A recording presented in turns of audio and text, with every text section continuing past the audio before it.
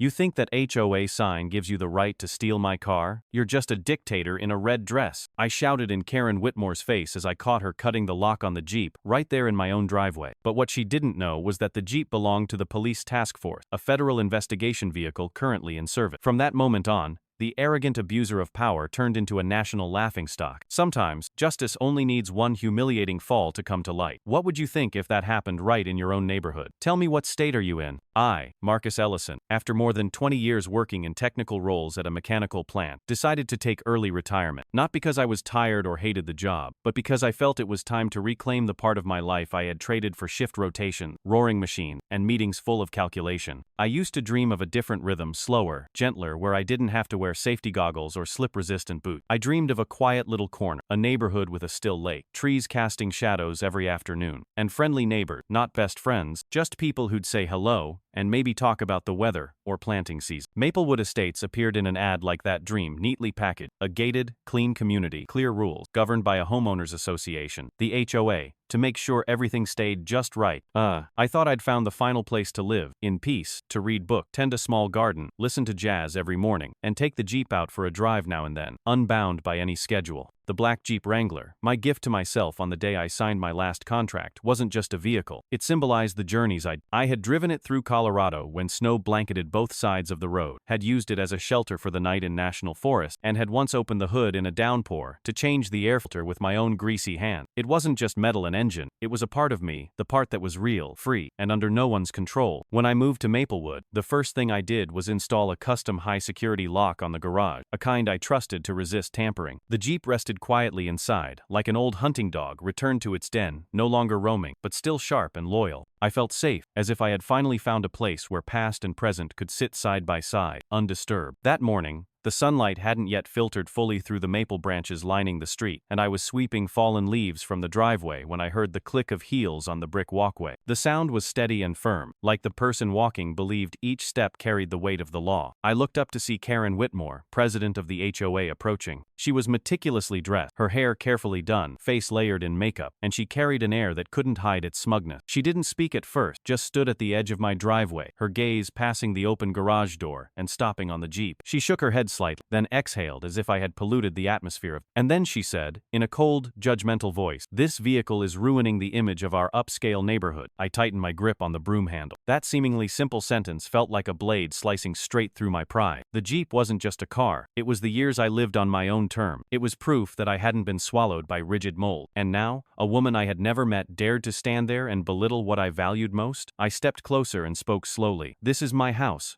My car. You have no authority beyond that HOA name tag." Karen didn't blink. She was used to people following her lead. A smirk crept onto her face, brief and sharp like a razor. I had seen her type at the plant managers who mistook rules for entitlement, who used policy as a weapon to impose control. I had left that kind of environment behind, thinking I'd never have to face it again. But here it was, alive and well, just dressed in more expensive clothes, with heavier makeup, and calling itself community standard. I turned to walk back toward the port, but her voice rang out behind me. "Mr. Ellison, we have standards here. Your vehicle reminds people of street thug. It doesn't match the spirit of Maplewood." I stopped. In that moment, it wasn't just the car being insulted, it was me. That tone, the way she emphasized street thug, didn't need to be explicit for its meaning to land. I knew I was hearing a veiled act of prejudice, dressed up in polite righteousness. This wasn't about aesthetics anymore. It was a subtle stab at my root, my skin, and where I came from. I turned around and looked her straight in the eye. "You're insulting me, Karen. I bought this house with the money I earned. I live respect, pay my dues on time, and bother no one. My car is legal and parked inside my garage. You may not like it, but you have no right to interfere." My voice wasn't loud, but it was loud enough for the neighbors watering their lawns or walking nearby to hear. I wanted them to know I wasn't staying silent. I wasn't going to take it. Karen hesitated for a second, as if not used to being challenged. Then she turned, her eyes still fixed on me. Her voice was cold, hard as forged steel. "We'll see if you belong in this community." Her footsteps echoed once again, but this time I didn't just hear the sound. I heard a warning. It wasn't an empty threat. It was the spark at the start of an inevitable collision. I stood still, watching her disappear behind the tree. The Jeep remained in the garage. Sunlight slanted across its body, reflecting the same glow I'd seen on the hills of Utah, or the forest forest edges in Oregon. It was still itself unchanged, needing no one's permission to exist. But now I knew. If I wanted to keep my peace, I would have to fight for it. Peace doesn't fall from the sky. It's held in place by grit and refusal to back down. That night, I sat alone in the living room. The warm yellow light cast over the wall where I had hung photos from my backpacking day. I looked at them, then thought of Karen's eye, her voice like cold water thrown in my face, and the contempt in her manner toward me. I couldn't pretend that what happened that morning was a misunderstanding. It was a declaration that I was an unwelcome exception, that my presence tainted something she considered perfect. But I didn't come here to bow my head. I didn't buy a house to shrink into a mold. I came to live to truly live after years drained in a factory and systems built on control. And if Karen intended to turn the HOA into a tool to erase differences, then I would be the first to disappoint her. I knew this fight hadn't started yet, but I was ready. The first HOA meeting I attended took place in the community room at the center of Maplewood Estates. It was a low, white-painted building with a red tile roof, looking more like a tiny library than a meeting hall. Outside, the lawn was neatly trimmed. Clusters of lavender and white daisies lined up like soldiers standing at attention. I arrived a few minutes early, holding a hot paper cup of coffee, walking slowly along the brick path. The slanted afternoon light fell across the gray brick, casting uneven patches of light and shadow, as if to remind me that no place is truly. Inside, the room was about 50 square meters, with soft white light from round ceiling bulb, making everything appear excessively tidy, as if even a speck of dust had no right to exist. Rows of dark brown wooden chairs were arranged neatly facing the head table, a long table covered in a white cloth with a fixed microphone. On the walls were photographs capturing the neighborhood's history, glossy, painted houses, summer picnics with tents and balloons, residents grinning in pastel outfits. I sat in the middle row, back straight, eyes scanning the room. There was still a flicker of hope in me, a wish that this meeting would truly be a place where residents could discuss practical matters, from plants to everyday concerns. But only minutes later, when Karen Whitmore entered as the meeting's host, that hope died out like a match in the wind. She walked in with firm stride, wearing a beige skirt and a fitted blazer, her heels clicking sharply with each step. She needed no introduction. Everyone in Maplewood knew Karen, and if they didn't, they would after just a few days here. All eyes turned to her, some filled with respect, others glancing cautious, warily. I recognized a few familiar faces, neighbors who had greeted me when I moved in, who had chatted about flower beds or bird. They gave me a polite nod, then quickly looked away, as if afraid Karen might see and remember. The meeting began with Karen's steady voice, no microphone needed, yet every word rang out clearly, as if she had rehearsed each line in front of a mirror. She read the monthly report like she was reciting law, listing residents' violations from fences being a few inches too high, porch lights with incorrect color temperature, or someone planting a species not on the approved list. I sat still, legs crossed, hands resting on my thigh, telling myself to be patient, sit through it, and go home. But then the name,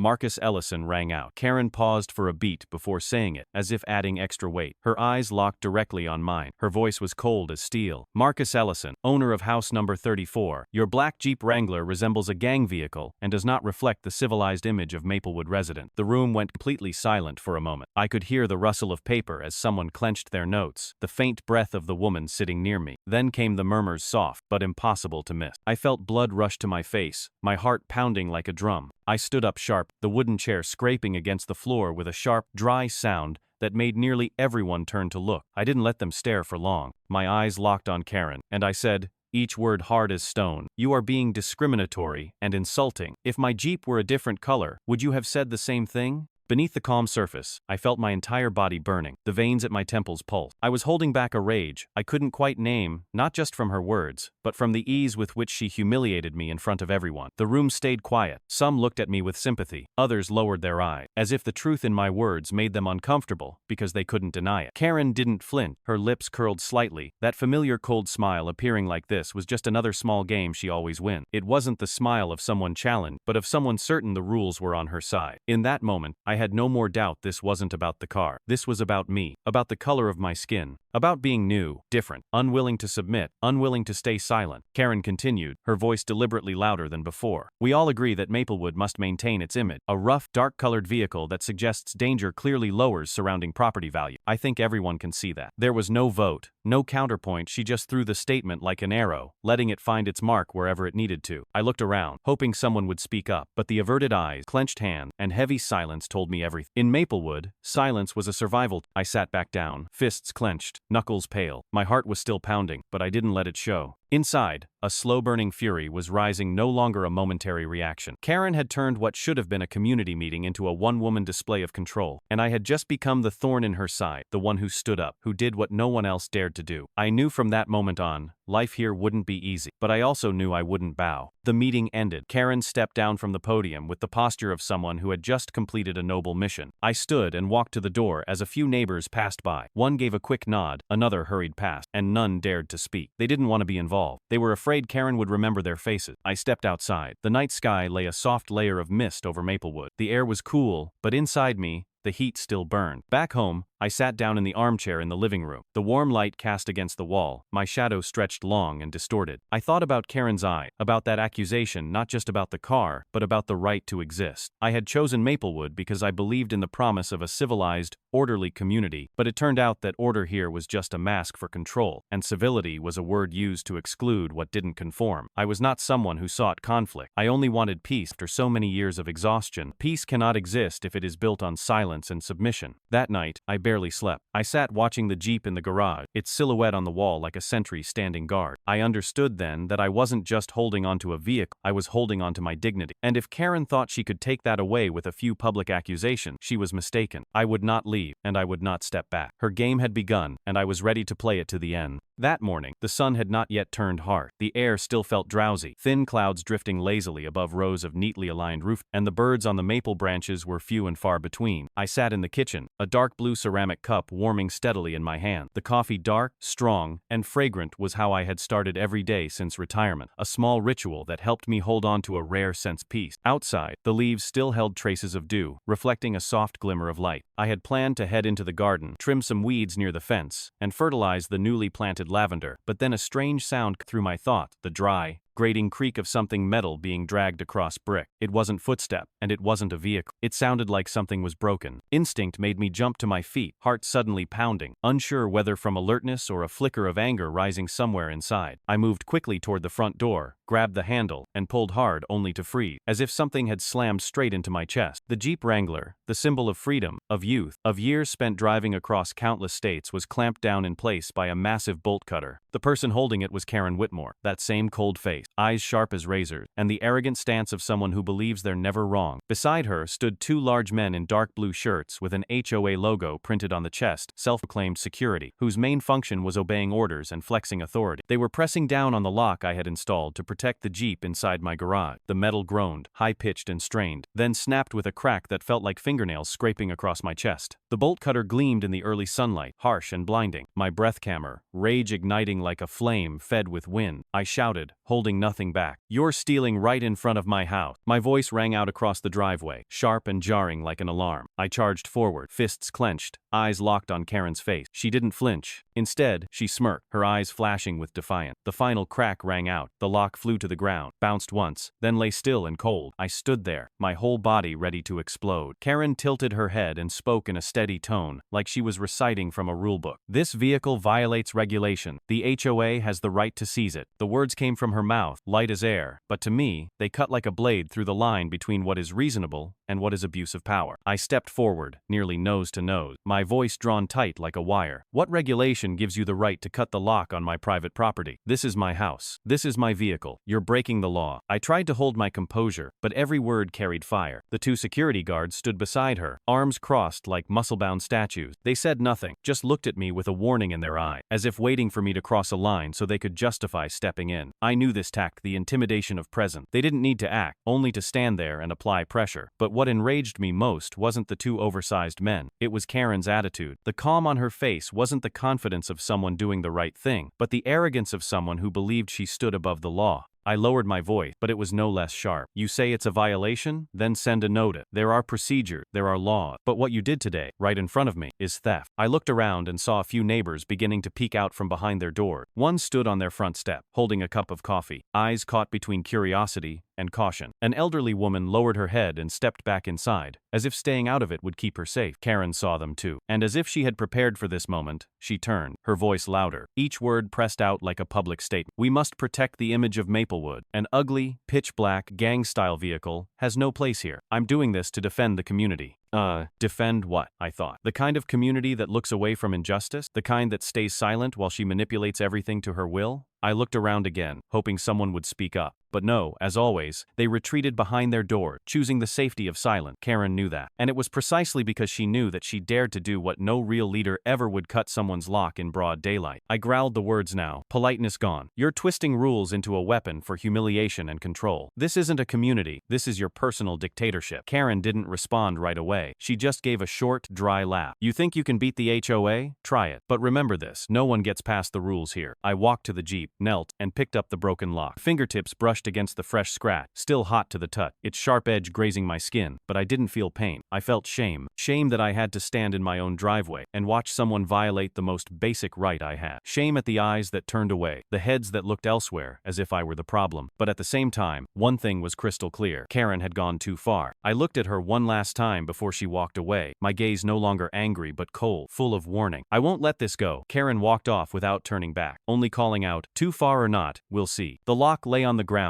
like a declaration, no word, no slogans needed. It was living proof that the line between authority and abuse can be snapped in minutes of silence. I stood alone in the driveway, the morning wind brushing through my hair, the scent of metal still lingering in the air. I knew, from this moment on, Maplewood was no longer the place I had dreamed of. It was a battlefield, and I, Marcus Ellison, would not back down. The moment my lock hit the brick pavement, Karen didn't hesitate. She pulled out her phone and called a towing service, her voice loud and confident, as if she were commanding the entire neighborhood with just a few words. I could hear every syllable she said, deliberately loud enough for the surrounding neighbors to catch as well. 34 Maplewood, tow a black Jeep Wrangler. Hurry, I'm the HOA president. She hung up and shot me a look full of defiance, her lips curling into a smug smile. Around here, I am the law. That sentence hit me like a punch to the chest, not with a fist, but with sheer, naked arrogance. I stepped forward, blocking the garage, trying to stay calm enough not to swing. Karen, you've gone too far. This is my property. You have no right to do this. No sooner had I finished speaking than one of the HOA's so-called security guard, big and brutish, stepped toward me. Without a word of warning, he shoved me hard in the chest. I stumbled, nearly falling onto the brick walkway. My chest throbbed not just from the push, but from the humiliation of being manhandled in front of my neighbors. The anger surged. I forced out each word, my voice rough but strong. You're breaking the law. Don't think the color of my skin means I'll stay quiet. The words came out not as a reaction, but as a declaration. The people nearby heard every word. Some eyes widened, a few heads shook gently, but no one stepped forward. Karen stared back at me, her eyes narrowing, colder than ever. You and your car don't belong in Maplewood, she said, her voice sharp as a blade. The words didn't just target the Jeep, they targeted me, my skin, my right to exist in this space. My whole body tensed, fists clenched so tight the knuckles turned white. I wanted to lunge forward and reclaim my Jeep right, but reason held me in place. I knew if I lost control, they'd use it against me. The sound of the tow truck's engine rolled in from the end of the street, heavy and slow like a warning. I saw the large yellow truck approaching, lights flash, engine rumbling through Maplewood. Karen stood tall, arms crossed, her face full of satisfaction. She was waiting for the moment she could turn me into a public spectacle. Neighbors from nearby houses began gathering at their doors, some recording with their phone. I realized this wasn't just about a car anymore, it was a staged display of power. As the tow truck stopped at the edge of the driveway, I stepped up and raised a hand to the driver. This is my vehicle, parked inside my garage, and the lock was cut illegally. You don't have the right to tow it. The driver hesitated, clearly unsure of what he had walked into, but before he could respond, Karen cut in, her voice sharp and elevated. I'm the HOA president. This is a serious violation. Do your job, I'll take full responsibility. I turned to the driver, eyes locked on his. You heard what I said. If you tow this vehicle, you're assisting in an illegal act. Everything is being recorded. I pointed to a neighbor holding up a phone, capturing the video. The driver hesitated, but Karen stepped forward, nearly placing herself between the two of us. Marcus, you're only making this harder on yourself. Going against the HOA has never been a wise decision. I felt my whole body tremble with rage. I had never imagined I'd be facing something like this in broad daylight, in a place called a community. But when I saw the Jeep chained up and ready to be hauled away, I knew this wasn't about a car anymore. This was a challenge to my dignity. I took a deep breath, then spoke loud enough for everyone to hear. Karen, you may control this neighborhood fear, but you will not make me kneel. I will take this all the way.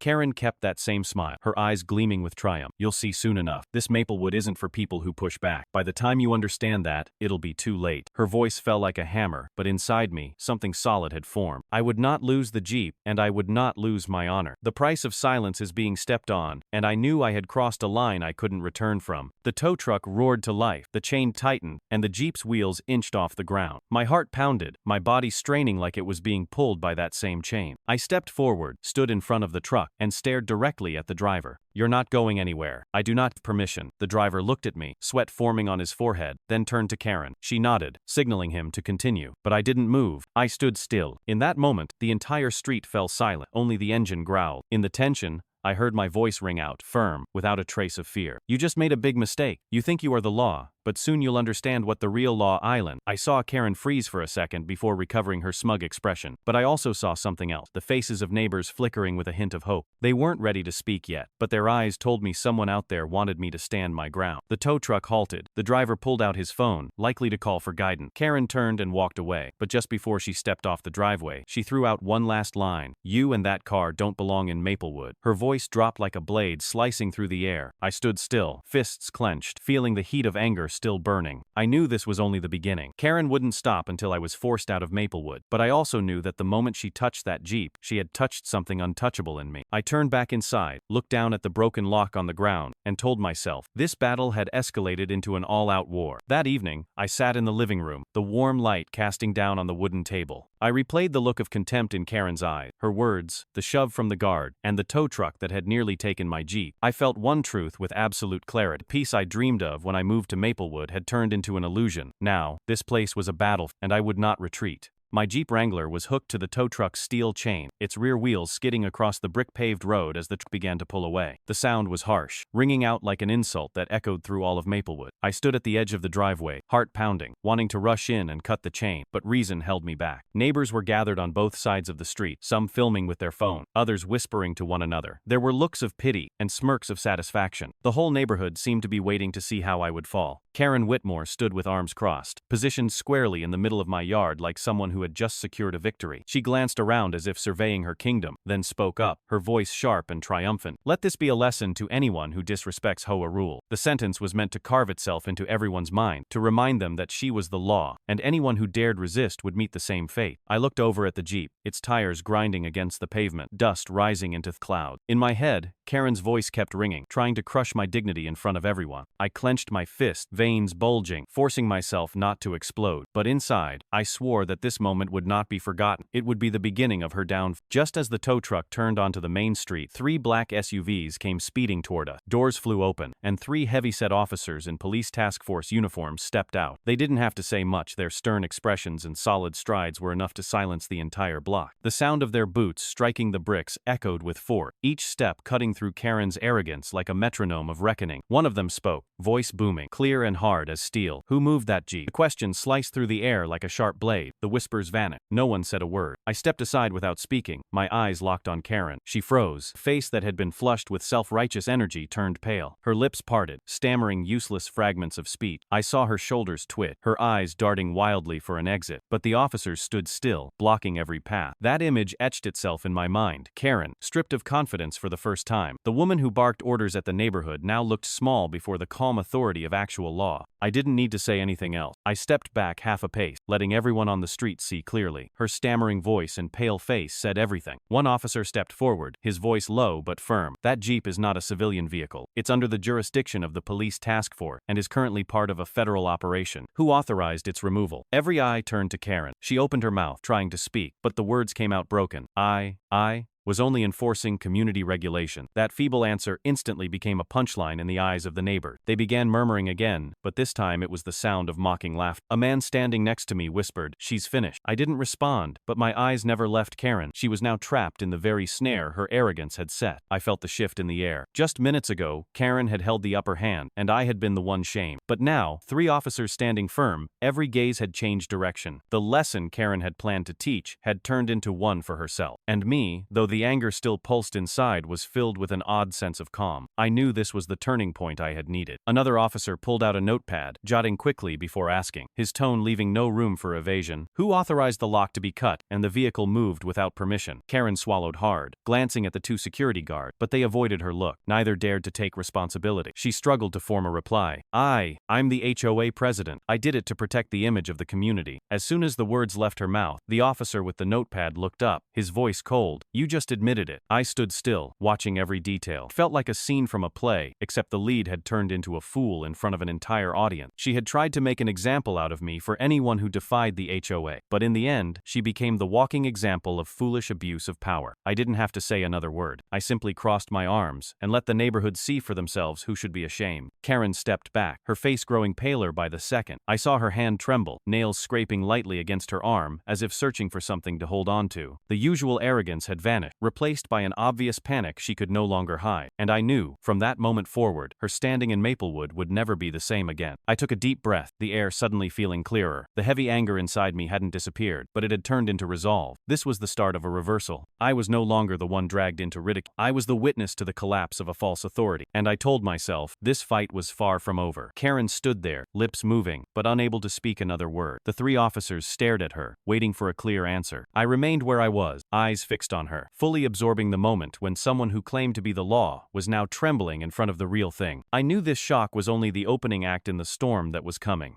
One of the neighbors standing near the driveway that morning had recorded the entire incident with a handheld phone. From the moment Karen ordered the guard at the Jeep's lock, the arrival of the tow truck, and her shouting, "I am the law here," everything was captured in crystal clear detail. In the video, there was also the image of me standing in front of the truck, the sudden arrival of 3 task force officers, and the thunderous question, "Who moved this Jeep?" The neighbor likely intended footage as evidence, in case Karen denied the event, but within less than an hour, the video was up on Facebook. The caption was short, cold, and hit Karen's reputation like a punch. "Oh, President steals police." That alone was enough to spark massive curiosity. Within hours, the video had been shared thousands of times, spreading far beyond Maplewood. From neighborhood forums to major community pages, people passed it along with the same sense of outrage. In the comments, countless voices unleashed their fury, calling the act blatant, abusive, and idiotic. I sat in the living room, phone screen glowing bright, scrolling through every comment. Some wrote, "Never seen anyone bold enough to steal a federal task force vehicle. This is beyond shameless." Others mocked, "Is the HOA so powerful it outranks the police now?" The words came fast, hundreds, then thousands of angry reactions, some even calling for an investigation into Karen's action. Inside me, a quiet satisfaction rose. What she intended as a tool to humiliate me had become the evidence that tore off her mask. Karen, of course, didn't stay silent. I heard her voice carry over from the house nearby, still shouting into the phone. "I was enforcing community law. I was protecting Maplewood from anything that ruins its image." She spoke as if the world outside were blind, unable to see the footage of her cutting the lock and ordering the tow. But that weak defense couldn't overpower the force of what had been seen. People had watched it with their own eyes, heard it with their own ears, and felt the truth in their collective outrage. By late afternoon, the video appeared on local news sites. Bold headlines, front pages. "Oh, a president accused of stealing police task force vehicle." I saw Karen's face, arms crossed, smug expression plastered across the screen, with sarcastic reader comments beneath. "This is the face of absurdity." Reporters began calling houses in the neighborhood, asking for detail, requesting witness interviews. I declined immediately. I knew I didn't need to speak. The video had already said everything for me. That evening, Maplewood felt like a giant stage. Neighbors gathered in clusters, whispering nonstop. A few discreetly messaged, warning me to be careful, convinced Karen would grow more reckless now that she had been humiliated. Some even confessed they had long despised her behavior, but no one had ever had the evidence to stand against her. Now, things were different. The entire community had seen the truth. Karen still hadn't admitted defeat. She sent out a flood of emails to the HOA group, claiming the video had been edited, that the situation had been misunderstood. In one message, she wrote, "My actions were to protect the value of Maplewood, not to violate anyone's property." I let out a bitter laugh, reading those words. The video was too clear. Everyone saw her on the phone calling the tow truck, saw her mocking smile, heard her say the words, "Let this be a lesson to anyone who disrespects HOA rule." She could write as many excuses as she wanted, they didn't change the truth. The next morning, when I stepped into the yard, the looks from neighbors were no longer simply sympathetic. Some gave a nod, others smiled, and one even whispered, "Stay strong, Mark." I knew that in their eyes, I had become the one who stood up to the person they had feared for so long. And more than that, I had proof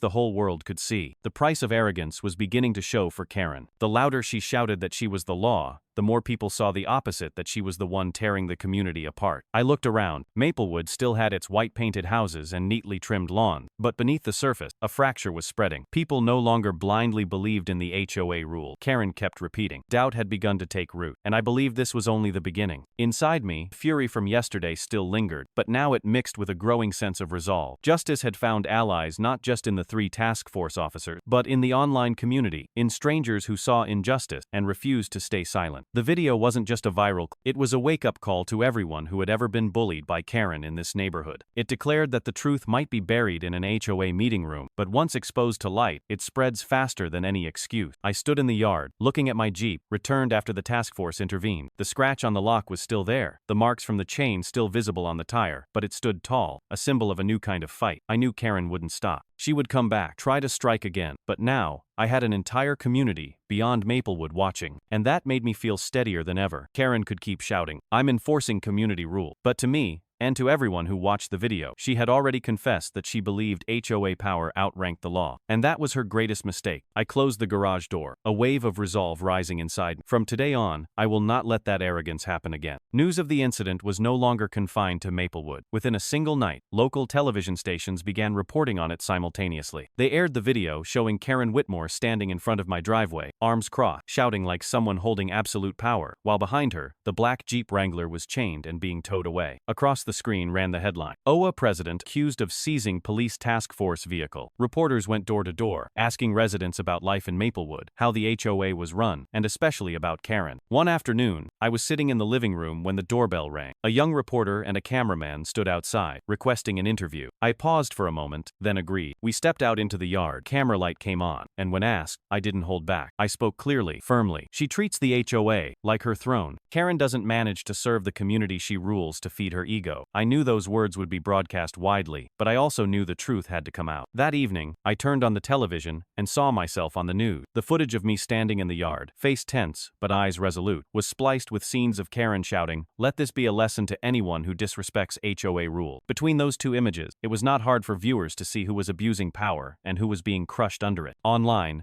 the wave of outrage grew stronger. Thousands of comments poured in beneath the video. Who in their right mind steals a police vehicle? If an HOA has this much power, why do we need law enforcement at all? This is the perfect example of small authority being abused to the point of stupidity. The words came fast, shared across countless forums. I read them and felt a weight lift off my chest. What I had endured was now something the world could see for itself. Articles and opinion pieces began appearing on digital news platforms. Several legal analysts stated that Karen's actions crossed the line, violating property right, and potentially qualifying as obstruction of justice. They broke down each frame of the video, pointing out the exact moments where Karen implicated herself. I read along, nodding, relieved that the truth had finally broken free from the tight grip of HOA meeting. Karen, of course, didn't fold. She launched a blame-shifting campaign. In a letter sent to every Maplewood resident, she wrote, "The recent incident was an unfortunate misunderstanding. I had no intention of seizing anyone's property. I acted to ensure the safety and image of the community." The letter was written in formal language, but when placed next to the footage of her crossing her arms and smiling smugly, every explanation rang hollow. Online, the sarcasm came quickly. Is cutting someone's hair now considered a misunderstanding? If this is what community protection looks like, I'd rather have no HOA at all. The comments piled up, and no one bought Karen's excuse. The truth was too visible, and her absurdity had been laid completely bare. My neighbors, the ones who once stayed silent, began to change their tone. A few stepped forward for interviews, sharing how they had been unfairly penalized planting flowers in the wrong color or leaving a guest's car parked in front of their house for a few hours. These stories made it onto television, forming a fuller picture. Karen had turned the HOA into a tool of suppression rather than a body meant to serve the resident. As I walked through the neighborhood, I heard whispers that sounded very different from before. No longer were they full of judgment or distant glances, but soft words of support. "You did the right thing, Mark." Finally, someone had the courage to speak up. I nodded without saying much, but inside, I could feel the shift. Karen had stripped herself of her own illusion of authority. As the news continued to spread, Maplewood became a focal point. National networks picked up the story, and reporters from across the country poured in. Television vans crowded the streets in front of every house, and residents once reluctant now took the opportunity to tell their own story. The more evidence surfaced, clearer Karen's true image came. Karen still tried to hold her ground. She sent out lengthy emails to every household, calling them her official statement. In them, she claimed someone had maliciously edited the video to defame the HOA. But that argument didn't hold. Even those who had once defended her could no longer justify it. The footage was too clear, and the media had circulated it so widely that no one believed her excuses anymore. I sat alone in the house, reading every comment, every article. The anger inside me remained, but it was tempered by the realization that I was no longer alone. For the first time since moving to Maplewood, I felt a different kind of strength standing with not just the 3 officers from that day. Public opinion, thousands of strangers outraged by injustice. The pressure from the public didn't just shake Karen, it opened a door to a larger truth. Abuse of power has limits. Once the light shines in, those who claim to be the law are stripped of their masks. I knew this was only the beginning, but I also knew with certainty that this battle was shifting in a direction I had never dared to imagine. Karen was still there, still shouting that she was right, still blaming it all on misunderstanding. But the image of her trembling before 3 officers had burned into everyone's memory. And now, with the media and the community watching, the throne she clung to was shaking more violently by the day. I sat quietly in the yard, watching neighbors gather and whisper, and a single, clear thought rose in me. Karen's downfall had begun, and this time, no excuse would save her. The official statement from the police task force was released just 1 day after the video exploded online. I sat in the living room, eyes fixed on the television screen, as the task force spokesperson read the announcement with an unwavering tone. He stated clearly that the black Jeep Wrangler, which Karen Whitmore had ordered to be unlocked and towed, was not a standard personal vehicle. It had been equipped with surveillance equipment as part of an active investigation and was classified as a special use asset of a federal agency. As those words echoed, I felt the shock ripple across Maplewood. This was no longer about me and Karen, no longer a petty dispute in a suburban neighborhood. It had become an act of direct interference with federal operations, a charge serious enough to crush anyone, no matter how many years they had held power within an HOA. The spokesperson paused, looked straight into the camera, and then said each word slowly, as if sealing them with a stamp. Cutting the lock and moving this Jeep constitutes obstruction of a federal operation. Any individual who participated in or ordered this action is subject to criminal liability. Every word landed like a hammer on the throne Karen had clung to. I took a deep breath, feeling my chest grow lighter after so many days of pressure. That evening, Maplewood erupted. Neighbors whispered on every corner, conversations buzzing late into the night. People no longer hid their frustration. Many openly called Karen a lunatic, someone who had dragged the entire neighborhood into national disgrace. Some shook their heads, muttering that Maplewood's property values would surely take a hit because of her stupidity. But I knew that beneath their concern about real estate, there was a quiet sense of satisfaction. She had finally reaped what she had sown. The next day, the media presence in Maplewood intensified. National news crews set up tents right outside the gates of the neighborhood. As I stepped out to collect my mail, a reporter rushed toward me, microphone extended. "Mr. Ellison, what are your thoughts on the task force officially calling this obstruction of federal operation?" I looked directly at the camera, without flinching. My voice came out steady and clear. Karen didn't just humiliate me, she humiliated this entire community. That act didn't represent protection, it represented contempt for the law. My response aired in full on the evening news. I saw myself facing the camera, eyes red from sleepless nights, but voice firm. In the comments below the broadcast, thousands of viewers expressed support, calling it proof of just how absurd HOA abuse of power had become. I scrolled through the replies, feeling the weight of public opinion pressing Karen further into the corner. Meanwhile, Karen appeared before the press wearing a strained expression. Her usual arrogance was gone, replaced by weary excuses. It was a misunderstanding. I thought the Jeep was a private vehicle that didn't comply with HOA guidelines. I had no idea it belonged to the task force, she said. But sarcastic laughter echoed across social media. People mocked, pointing out that even an ordinary resident knows you don't cut someone else's lock, let alone on a law enforcement vehicle. I ran into Karen at the entrance to the neighborhood the next afternoon. She was accompanied by 2 associates, likely her last remaining ally. As I approached, she halted, hatred flashing in her eyes. I didn't back down, I met that glare head-on. "You've dragged Maplewood into the mud," I said, voice low, but solid as steel. "Don't think this is just personal. You insulted every resident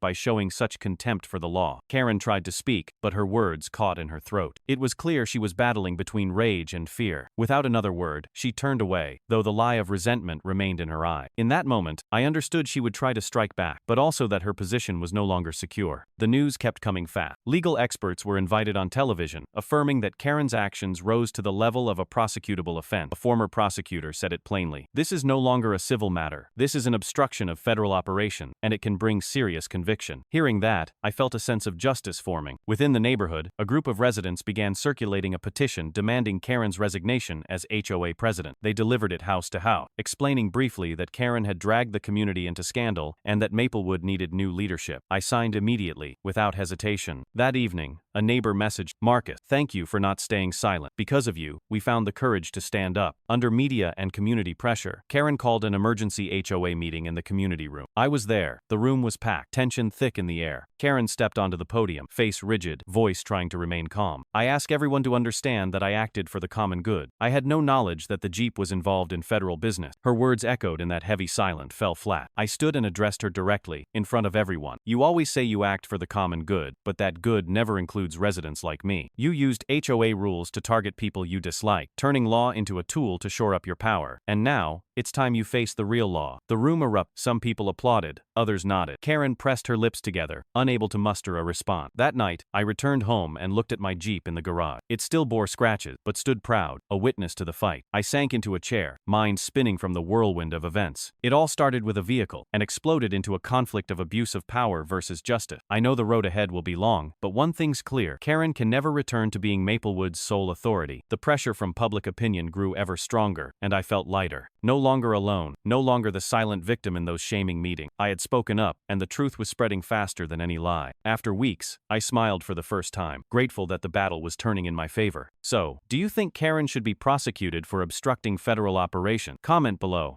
After the police task force's official statement, Karen Whitmore was like a cornered animal. But instead of stepping back to salvage a shred of dignity, she lunged forward in retaliation, clinging to the same old tack. By the next morning, word had spread that Karen had hired a fairly well-known attorney in the area, someone known for handling messy civil lawsuits. Rumor had it, she paid an exorbitant fee to find a way to shift the blame, lessen her own liability. In a letter sent to all Maplewood residents, Karen abruptly changed her tone. She wrote that the incident with the Jeep Wrangler was merely a mistake by an HOA security employee, that she had never issued any direct orders, and had simply received inaccurate reports. The letter dragged on, emphasizing the phrase, collective enforcement action, in a thinly veiled attempt to dodge personal responsibility. I let out a bitter laugh after reading it. Every second of that video captured the truth. She was the one holding the phone, calling the tow truck. She was the one standing triumphant, arms crossed, declaring, "This is a lesson for anyone who disrespects HOA rule." Did she really think a few vague sentences could erase all of that? Karen didn't stop there. Her lawyer issued a press statement claiming she was just fulfilling her duty, that the situation had been misunderstood and is now being exploited to defame a woman dedicated to her community. It was nauseating. News outlets immediately picked it up, their coverage dripping with sarcasm. One anchor even said live on air, "No one's ever tried suing a federal task force before, but if Karen wants to try, this might be the courtroom spectacle of the decade." The studio burst into laughter, and viewers flooded the comment sections with ridicule. The media dissected every sentence in the lawyer's statement. They replayed the video dozens of times, contrasting the excuse of blaming staff with footage of Karen at the head of the driveway, barking orders, pointing fingers. The disconnect became fertile ground for satire. Meme after meme popped up online, overlaying her image with captions like, "I didn't order it, I was just yelling for fun." The mocking laughter pierced the crumbling facade of authority she was desperately trying to rebuild. While Karen scrambled to hold the line, my phone wouldn't stop buzzing. Dozens of messages came in from old friends, former coworkers, and even total strangers. They sent words of support, telling me I'd done the right thing by standing up. One message read, "Marcus, you don't even realize your quote, Karen humiliated the whole community, has gone viral on HOA forums nationwide. People see you as a symbol of resistance against HOA abuse." As I read those words, a strange mix of vindication and responsibility swelled in my chest. I'd only wanted to protect my Jeep and my dignity, but now I realized the story had grown far beyond Maplewood. That evening,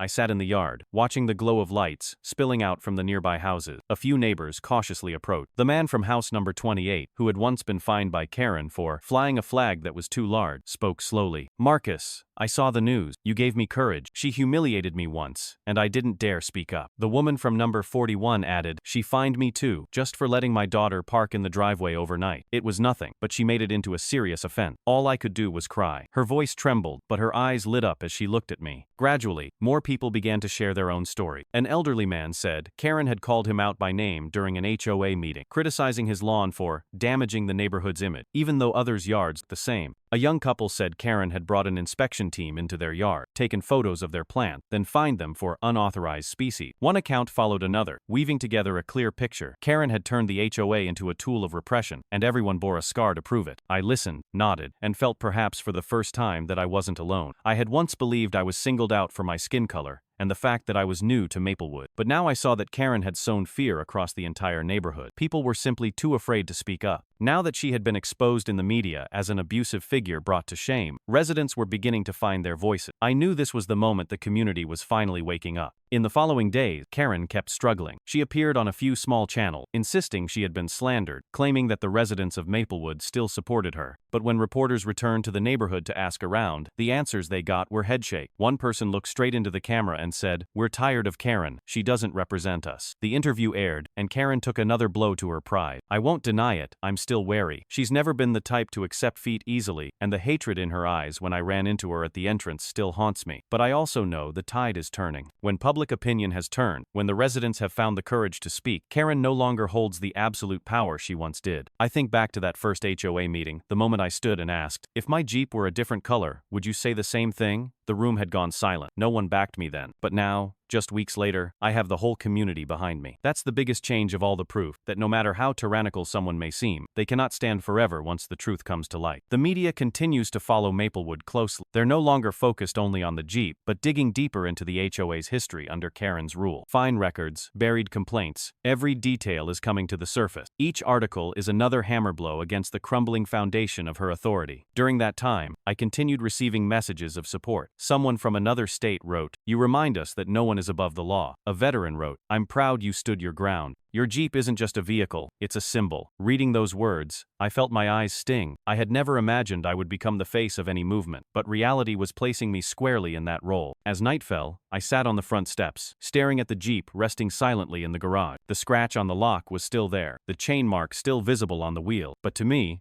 it looked brighter than ever. It stood as proof of truth, a symbol of dignity that I and this entire community deserve to have protected. I took a deep breath and thought quietly. Karen can hire lawyers, she can blame her staff, but she can't hide forever. The light has come in, and the darkness surrounding her is peeling away, day by day. The story isn't over. I know the road ahead will bring more storm, but now, I'm no longer the lone voice shouting into silence. I have neighbors standing beside me, public opinion at my back, and above all, the belief that truth always wins. Karen may have struck back, but she failed, and that failure marks a turning point for Maplewood to reclaim its identity. I thought the story would revolve solely around the Jeep with the cut lock. Karen Whitmore would flail in humiliation for her brazen act in front of the task, but the press didn't stop. Reporters who had once flooded into Maplewood to cover the incident began digging deeper, unearthing records and whispered stories that residents had long exchanged during HOA meeting or hushed backyard conversation. They knocked on every door, questioned every neighbor, and slowly, more damning pieces began to surface. One major newspaper ran a piece with a chilling headline, "OA President's Pattern of Discrimination." It detailed specific cases in which residents of color were unfairly penalized by Karen. A family was accused of painting their house the wrong color, even though it matched the approved palette. A widowed woman was cited for planting unauthorized flora simply because she grew flowers from her old hometown. A young couple was forced to take down their child's swing set for disrupting visual harmony. They all had one thing in common: they were either Black or Latinx. Meanwhile, white residents with similar violations were routinely overlooked. When I reached the part where a reporter interviewed an elderly Black man who lived at the corner, his voice dropped. She never said it outright, but I know that look. The look that says you don't belong here. A chill ran down my spine. None of this was entirely surprising. I had sensed it myself from Karen's tone during our very first HOA meeting, but seeing it laid bare in public, with evidence, with witness, left me both outraged and oddly relieved. That feeling of being looked down on was no longer just a hunch. It was a verified truth. Soon after, a leaked document appeared on a major news site. It was an internal HOA report from the last 5 years. The numbers were stark. Black residents in Maplewood had been fined 3 times more than others, both in frequency and in dollar amount. In some cases, for the same violation, white residents received a verbal warning, while residents of color were slapped formal citations and steep penalties. I read those numbers over and over, heart-pounding. There was no denying it now. Karen and the system she built had upheld a quiet, calculated form of discrimination powered by bias and authority. I sat in front of my computer, hand pounding the desk as I reached the closing line. Under President Karen Whitmore, the HOA has upheld a punitive, biased mechanism targeting residents of color, transforming Maplewood from a livable community into a breeding ground for injustice. I let out a sound, a visceral burst from deep in my chest. So the Jeep was just the last straw. I spoke loud enough that the neighbor next door heard me. He knocked, stepped inside, and nodded in agreement. He too had once been fined for something absurd. Looking me in the eye, his voice caught. Now the whole country knows who she really is. As the news reports continued to surface, Karen was no longer just a disgraced HOA president. She officially became the symbol of abuse and discrimination. National news outlets aired her image alongside searing headlines. Disgraced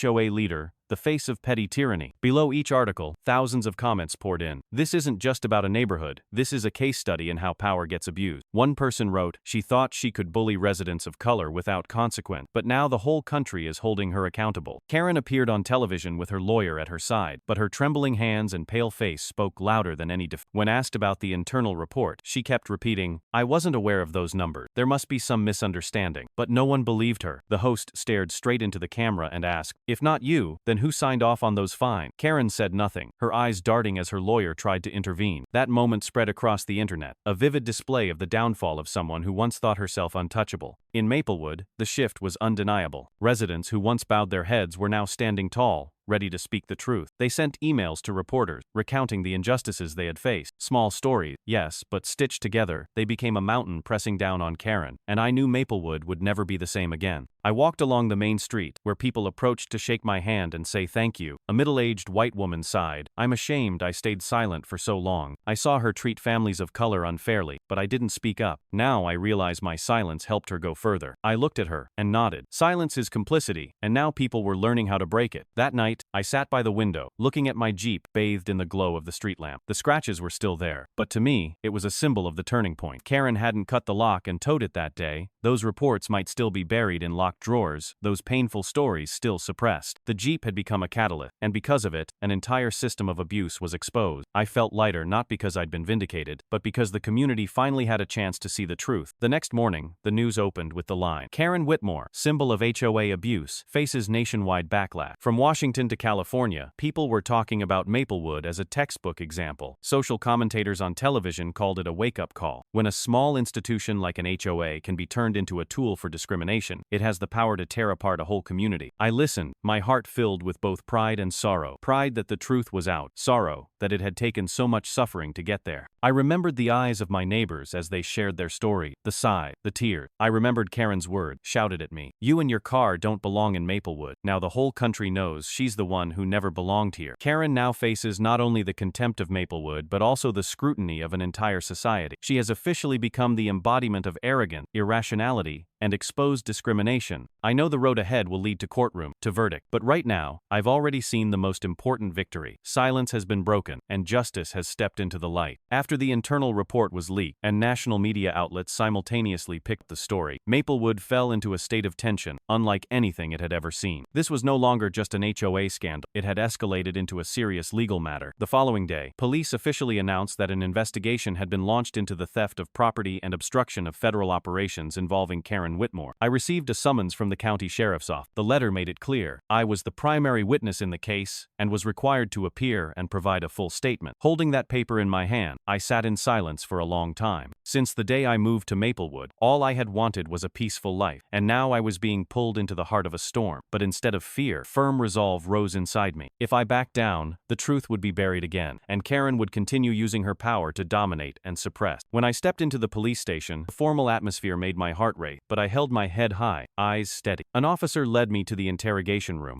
On the table sat a case file, next to an open lap, frozen on a familiar frame. Karen and her two enforcers cutting the lock on my Jeep. The lead investigator sat across from me, his tone firm. Mr. Ellison, please recount everything you witnessed. I took a deep breath and detailed everything from the morning I heard the metallic scraping, ran out to the driveway to find Karen and her henchmen breaking the lock, to her calling the tow truck, pushing me aside, and finally the arrival of the task force. I left nothing out. Every sentence I spoke cut like a blade through the wound in my chest, but my voice did not tremble. The officer listened intently, taking notes and nodding. When I finished, he replayed the video. The footage was so clear, it needed no explanation. Karen is on the phone. Karen is giving orders. Karen is smirking in triumph. This evidence is indisputable, the officer said, locking eyes with, Are you willing to testify in court? I didn't hesitate. I'm ready. Not because I want revenge, but because if no one stands up, people like Karen will keep hurting others. News of the investigation spread. Evening broadcasts replayed the footage of Karen cutting the lock, overlaid with the caption,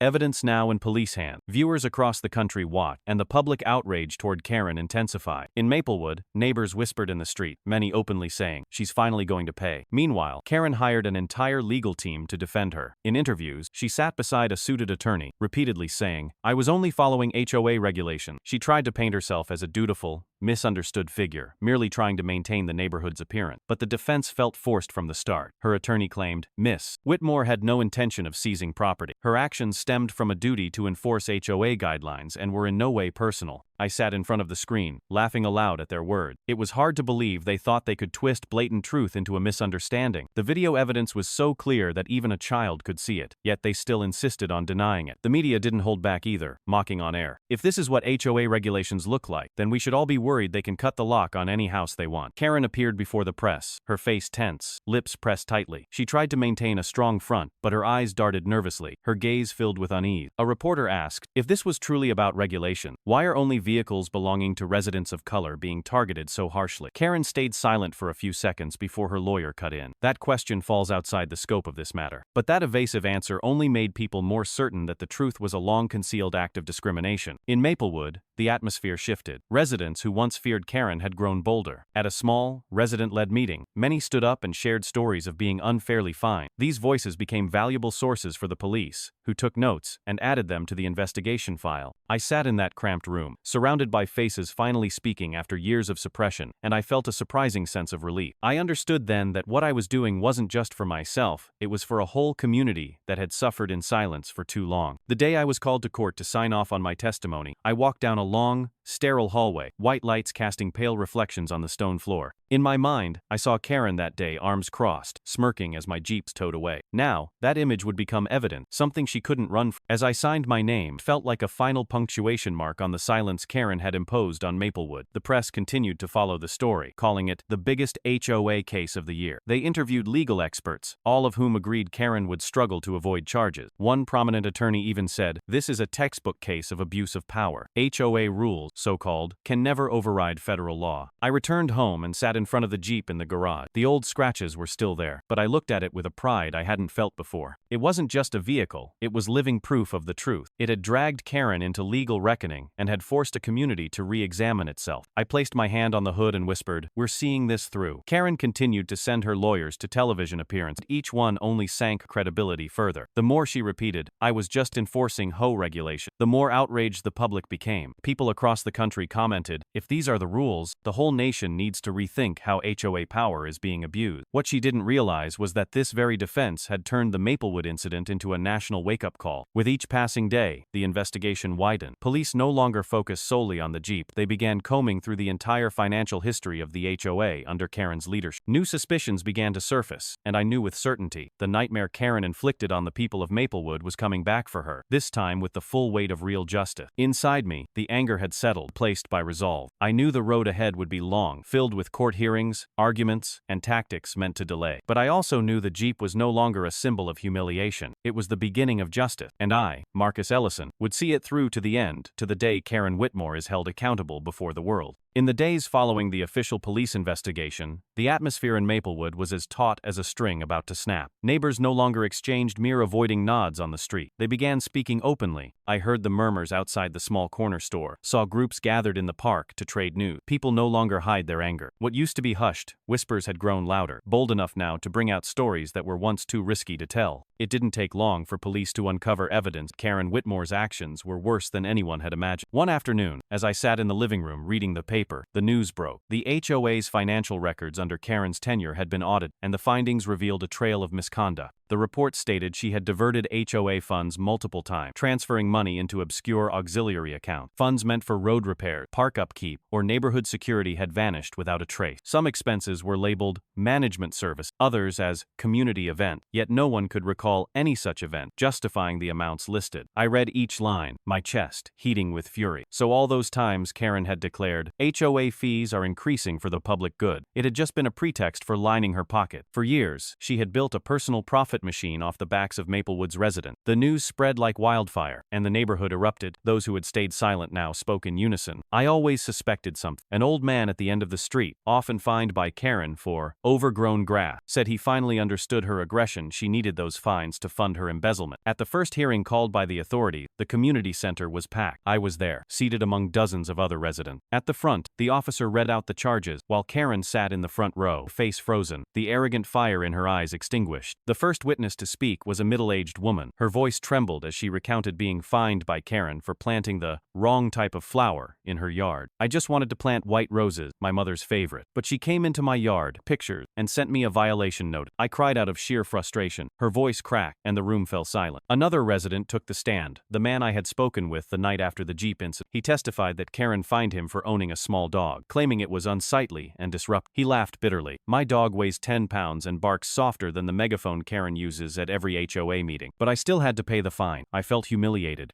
Testimony after testimony painted the picture of a neighborhood ruled with an iron fist. Residents were forced to live by the whims of a single person, fined for the most trivial infraction, while their money disappeared into private accounts. I sat listening, my heart aching with every word. All the stories shared the same truth. People had been treated like subjects under the rule of one. Karen sat above them, handing down decrees at her convenience. When it was my turn to speak, I stepped forward, standing at the podium under the glare of the light. I looked around the room, saw the eyes watching me, and the quiet pain behind them. I took a breath, then spoke slowly but firmly. Your HOA is no longer the law. It has become a tool of oppression. Karen turned this community into a stage to flaunt her power, but real law does not permit. I saw heads nodding, a few people clapping soft, agreement rising like a quiet but forceful wave. I turned toward Karen. She sat there, hands clasped tightly, eyes downcast. For the first time since I moved to Maplewood, she was silent. No smug laugh. No, I'm the law here. She kept her head bowed, her face pale, her shoulders trembling slightly. That image marked a turning point, a sign that her fabricated power had finally been stripped away. The hearing went on for hours. Resident after resident stood and shared their story. One was fined because their child rode a bike on a residential lane, and another was fined for hanging a flag during a holiday. A young couple spoke about being forced to take down their fence because it was not the approved design, even though the house across the street had the same kind of fence with no consequences. All these accounts formed a collective indictment, Karen as the unofficial defendant. The investigators listened closely, taking detailed note. I saw them nod, whispering to each other. I knew these testimonies would become supplemental evidence, strengthening the charges of embezzlement and obstruction. And Karen, with each new story, bowed her head a little lower, as if trying to hide from everyone's eye. When the hearing ended, I stepped outside and breathed in the evening air. The streetlights glowed, and cool wind rustled through the trees. I felt lighter, as if a weight had finally lifted from my chest. Maplewood was no longer a place of silence, no longer a community ruled by a single tyrannical woman. We had spoken, and this time, the whole world had listened. Karen exited through the back door, likely to avoid the camera. But she couldn't escape truth. Her downcast face, her silence in the face of accusation, had been witnessed by dozens. No one saw her as untouchable anymore. I knew, from here on, her road only went downhill. On the way home, I passed a few fellow residents. They shook my hand, thanked me for stepping forward as a key witness. I just nodded, but inside I felt it clearly, a new sense of belief spreading through our neighborhood. Maplewood was changing, and this time, Karen couldn't stop it. That night, I sat in the living room, the light casting shadows across the wooden table. I thought about all the stories I'd heard, the injustice the residents had endured. I remembered my Jeep, Karen's smug face as it was towed away, and her bowed head today. The contrast was undeniable, and I knew the history of Maplewood had turned a page. Karen once believed her power was absolute, that residents would always be afraid. But once the truth came out, once the finances were exposed, once the voices of the community were heard, she had nothing left to cling to. Closed my eyes, exhaled deep, and felt a rising certainty. Justice was closer than it had ever been. The morning of the trial, the sky hung gray, as if foreshadowing a heavy day. I wore a white shirt, a tie neatly in place, and walked into the courthouse with heavy step but steady eye. The hallway was packed, reporters swarming, camera lights flashing. Karen Whitmore's name had become a national headline, and everyone wanted to witness the day the woman who once sneered, "I am the law," would have to bow before the court. When the courtroom doors opened, I stepped inside and saw her. Karen sat in the defendant's chair, stripped of her usual arrogance. Her face was pale, hair pulled back but disheveled, eyes flicking occasionally toward the gallery, where the residents of Maplewood filled every seat. I took my place in the witness box, directly across from her. For a brief moment, our eyes met. I stared without blinking. She looked down, avoiding it. The judge struck the gavel, and the room fell silent. The prosecutor rose and began with a single line. Today, we are not just prosecuting an illegal lock, cutting, and towing incident. We are examining years of unchecked abuse of power. His words echoed across the courtroom, and Karen shifted slightly in her chair. I caught a faint tremble in her hand resting on her lap. At the prosecutor's cue, the large screen lit up. The footage of my Jeep being chain cut was shown publicly for all to see. Karen and two security guards, using bolt cutters, the sound of metal screeching, the Jeep latched to the tow truck, her voice ringing out. This is a lesson for anyone who disrespects HOA law. The audio filled the courtroom, so vivid it stirred my chest with the same rage I'd felt that day. Gasps rippled through the room, whispers buzzing, and someone muttered aloud, "Unbelievable." I looked at Karen. She sat frozen, face stiff, hands clenched, but I saw the corners of her mouth trembling. No justification could erase what had just been played. The video rolled on to the moment the three task force officers appeared, demanding, "Who just moved this Jeep?" Karen froze on screen, stammering. Another wave of murmurs swept the room, indignation written on every face. The judge called for silence, then summoned me to the stand. I walked up, heart pounding, but each step steadier than the last. Standing before the microphone, I scanned the room. Dozens of Maplewood residents looked back at me, their eyes filled with expectation. I took a breath and spoke clearly. This isn't about a vehicle. This is about dignity trampled. When Karen cut the lock on my Jeep, she didn't just insult me. She insulted every resident who's ever been abused, fined unfairly, or looked down upon because of their racial background. Maplewood doesn't belong to her alone. We are done being silent. Oh, as I finished, applause erupted from the gallery, ignoring the bailiff's warning. I saw heads nodding, some wiping away tears. I looked at Karen. Her head remained bowed, shoulders slightly shaking. I couldn't tell if it was rage or fear, but I knew she heard every word. The prosecutor stepped up right after me, his voice stern. Mrs. Whitmore did not merely commit theft of property, she obstructed a federal operation. And it doesn't stop there. The financial records show she embezzled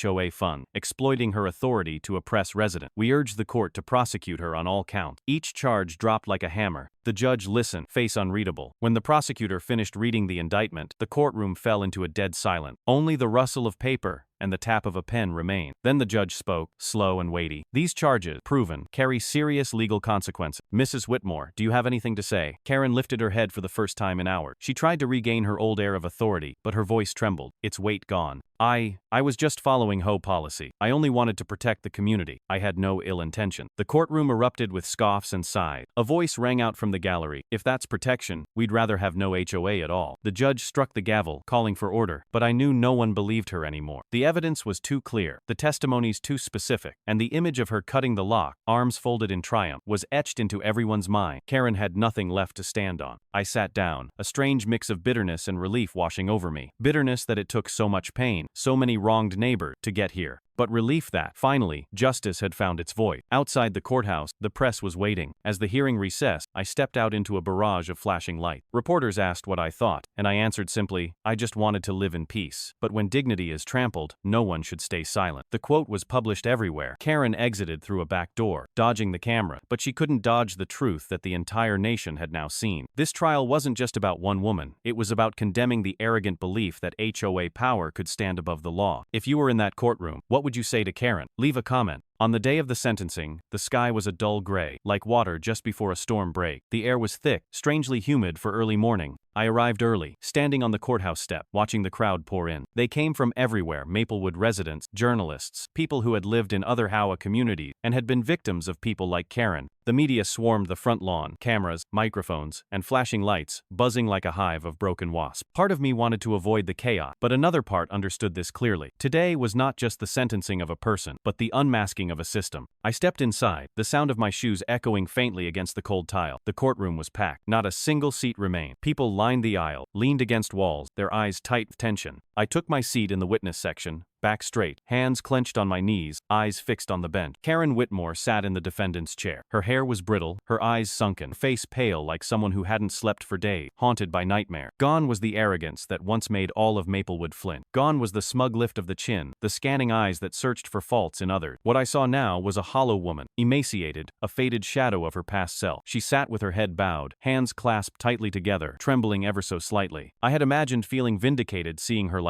but in truth, I felt nothing but emptiness. The rear door opened. The judge entered, a silver-haired man with a solid frame and stern gaze. The room fell silent at once. Only the soft rustle of paper and the turning of the clerk's notepad remained. The judge sat down, tapped his gavel lightly, and spoke in a calm, firm voice. The court has reviewed all evidence, including video footage of the defendant directly cutting the lock and ordering the vehicle removed, financial reports indicating embezzlement of HOA funds for personal use, and multiple testimonies establishing a pattern of systemic discrimination in community governance. He paused brief, scanning the room as if measuring every reaction. Then he continued, slower this time, each word etched like stone. Karen Whitmore is found guilty of theft, obstruction of federal operation, and systematic discrimination. The sentence dropped like a hammer. The air exploded. A few cheers broke out, hands clapping before being quickly hushed by court officers. I turned to Karen. Her entire body shook. She didn't cry, but her eyes darkened, pale hands clenched as if grasping for something invisible. But there was nothing left to hold on to. No more power, no more HOA, no more facade of community stewardship.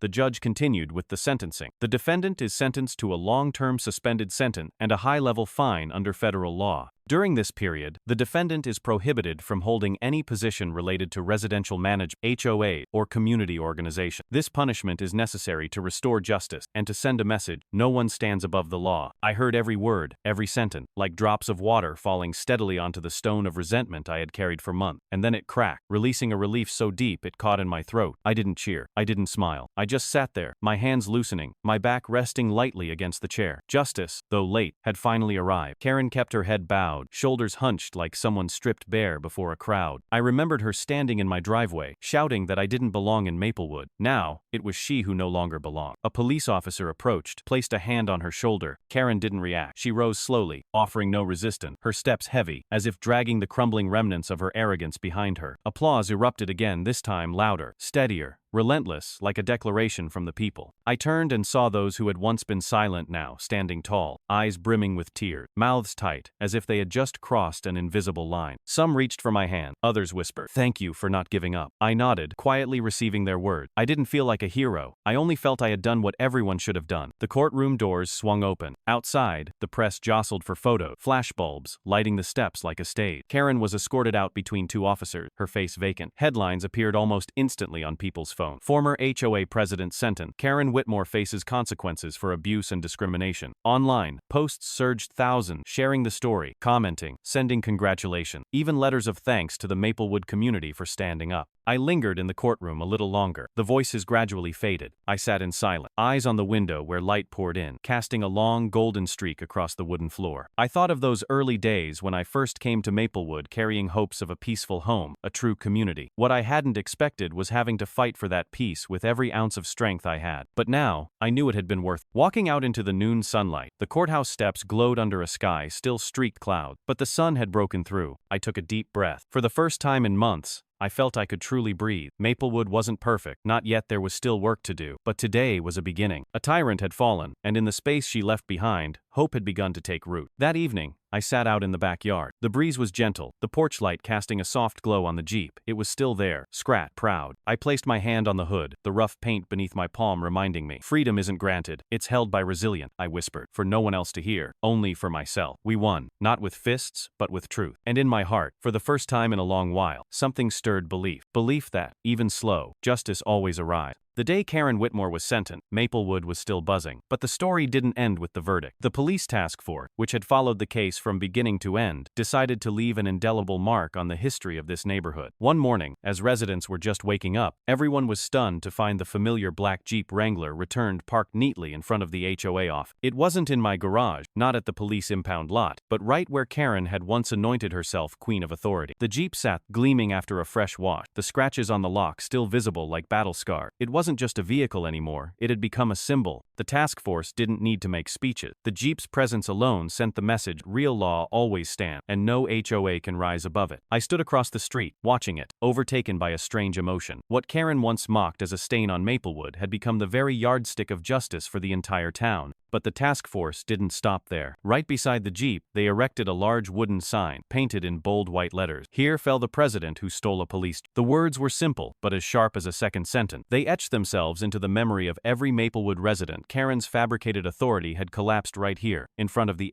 HOA office. I read that line, and shivered not from fear, but from the force of its message. It wasn't just retaliation, it was a warning to future generations that a community survives only when justice is upheld. People gathered in clusters, snapping photos.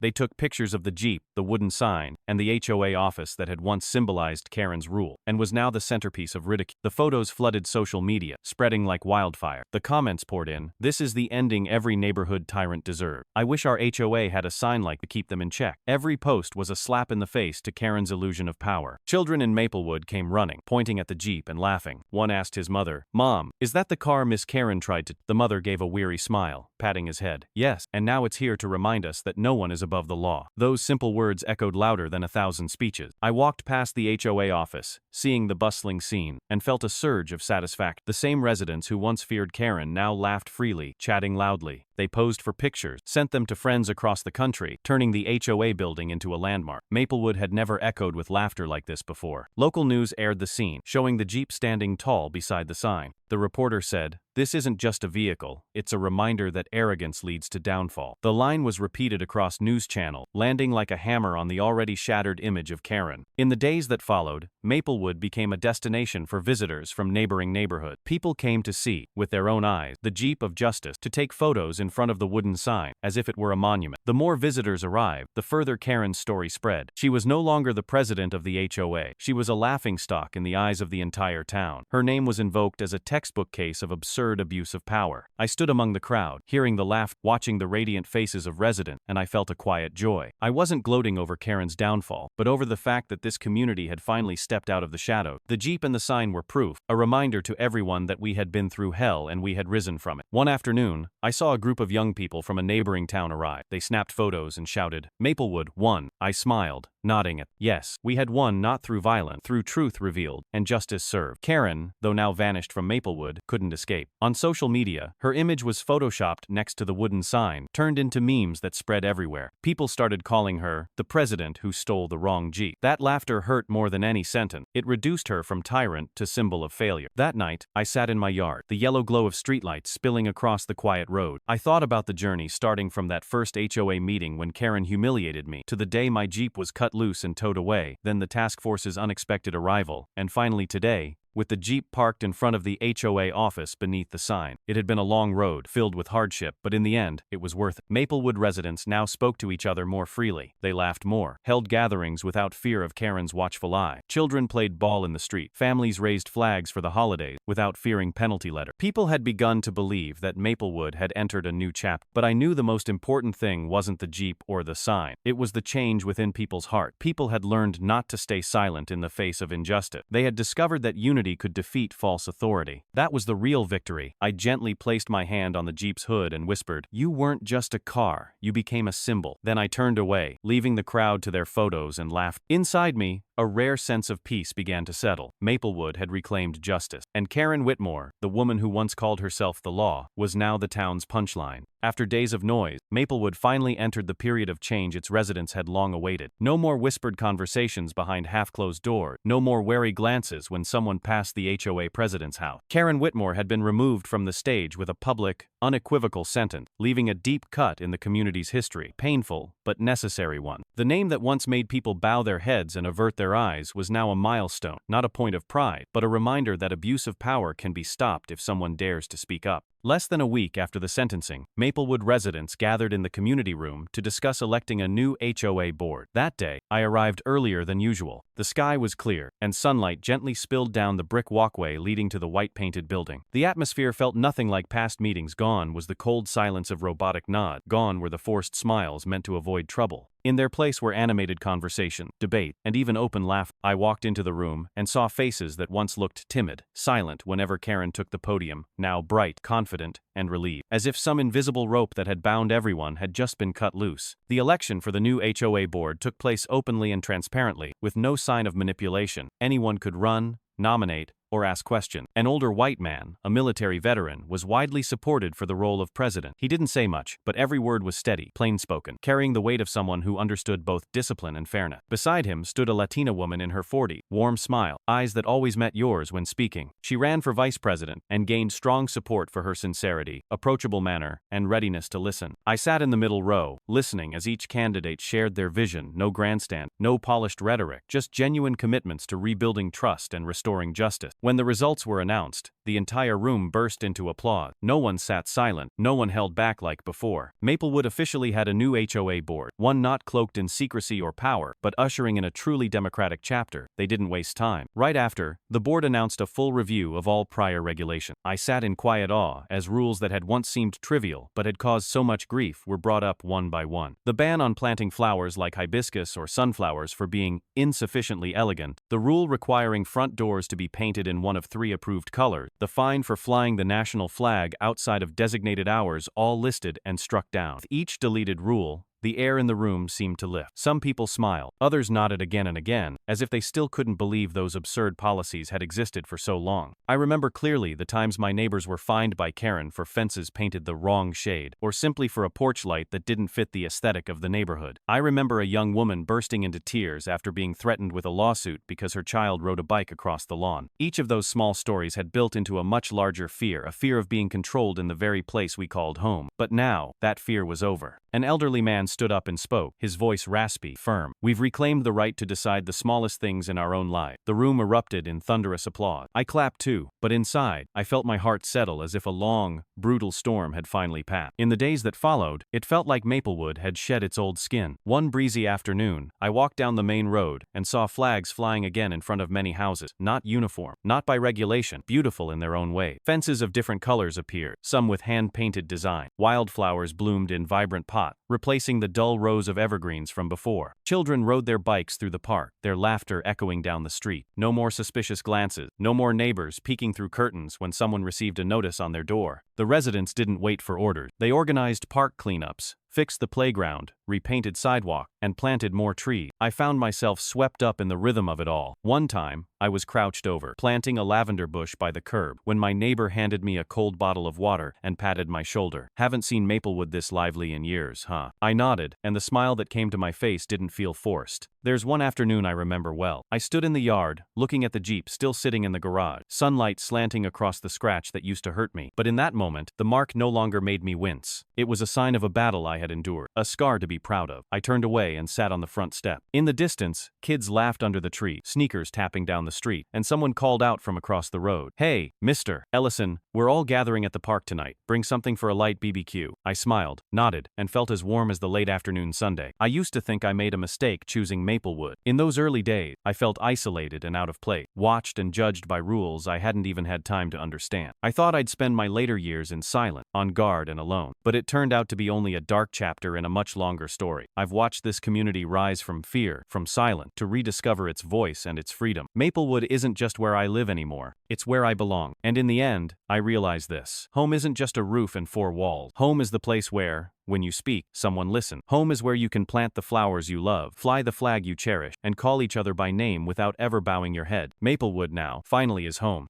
I sat on the porch steps on a quiet afternoon, the breeze from the trees lining Maplewood Street drifting gently by. Next to me, my grandkids sat in a circle, eyes wide with curiosity, as I began to tell the story they only knew from snippets on the news and adult whispers. I looked at them, then smiled faintly, my voice slow, firm. Never let those in power think we're afraid. The moment we stay silent, they believe they can keep trampling us forever. But the second one person stands up, the whole community finds its voice again. Kids stayed quiet, hanging on every word. I could see both wonder and admiration in their eyes. To them, this wasn't just a story about a Jeep or a tyrannical HOA president. It was about courage, about the resolve to hold on to one's dignity. I told them about the moment Karen Whitmore stood in my driveway, ordering the Jeep to be towed, and how I faced her with all the fury and steadiness I had. That was when I realized, if I backed down, no one else would ever lift their head again. The older members of the family nodded slowly. One of them spoke, his voice deep and calm. She got exactly what she deserved. Someone who thought she had the right to rule over an entire community finally got knocked down. I looked at their faces and saw the relief etched into them. After years of living in the shadow of a small but calculating despot, I went on, recounting the moment the Jeep was placed right in front of the HOA office, next to the wooden sign with its mocking inscription. That wasn't just retaliation, it was a warning, a reminder that anyone who disrespects justice faced the consequence. Kids laughed with delight. Then one asked, "Were you scared, Grandpa?" I looked at him and smiled. Of course I was. Everyone's scared. But courage doesn't mean you're not afraid. It means you do what's right, even when your hands are shaking. I looked slowly around at today's Maplewood. Homes lit up, flags flying out front, kids playing in the street, neighbors laughing and chatting freely. This peace was the reward for all those tense, difficult months fighting injustice. I told my grandkids, what matters isn't just that the Jeep was returned, or that Karen was sentenced. What matters is we learned that justice does exist, and it needs people who refuse to bow their heads to bring it to life. The nods of agreement around me only strengthened that belief. This story, I knew, would be told again and again, not to stir up resentment, but to remind every generation that peace doesn't come by chance. It's preserved through unity, through the voices of those who dare stand up to abuse of power. I leaned back in my chair and let out a long breath. Maplewood was truly different now, but in my memory, the image of Karen with her head bowed in court still lingered, a vivid reminder that arrogance always comes at a price. And I knew, without a doubt, that my grandchildren would carry this lesson forward so that one day, when they face injustice, they won't stay silent. The story of Maplewood spread far beyond this small town. Newspapers referenced it as a textbook, and television programs dissected it in discussions on justice and community power. Even legal experts cited the case as proof that no organization, not even a neighborhood HOA, has the right to place itself above the law. I sat in front of the screen, listening to the analysis, and felt a strange sensation rising within me. The story I once considered a personal burden had become a vivid example of justice in action. I remembered every moment along the way, from the first HOA meeting where Karen Whitmore pointed in my face and humiliated me, to the day she and her enforcers cut the lock on my Jeep,